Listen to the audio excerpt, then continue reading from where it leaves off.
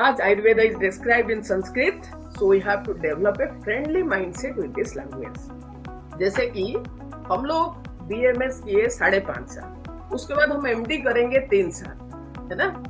तो ये जो 5.5 साल और 3 साल, इसके बाद भी जो भी हमारा प्रोफेशन होगा, हमको काम करना है आयुर्वेद में। तो आयुर्वेद का जो जितने भी टेक्स्ट है वो सारे लिखित है संस्कृत में।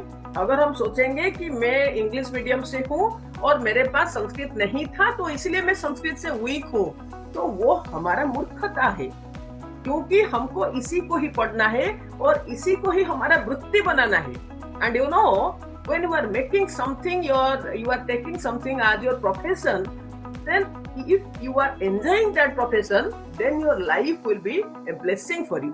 तो इसलिए हमको क्या करना है ना, फर्स्ट ईयर में संस्कृत हमारा सब्जेक्ट है। सपोज हमने 5.5 साल चला गया, हमने पढ़े नहीं, हम प्रिपरेशन कर रहे हैं और प्रिपरेशन के लिए हमको 1 ईयर टाइम इज एनफ।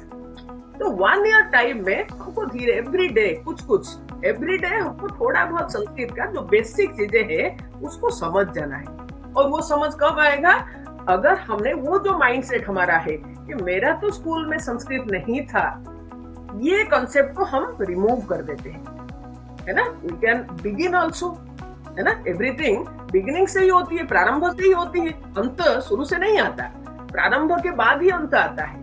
तो इसलिए हमको जो संस्कृत शब्द के प्रति जो विद्वेष है, जो एक हेजिटेशन है, ये हमको दिमाग से निकाल देना चाहिए, क्योंकि ये संस्कृत भाषा में ही आयुर्वेद लिखा है। जितना पकड़ हमारा संस्कृत में होगी आयुर्वेद में, उतना डेप्थ हम जा पाएंगे।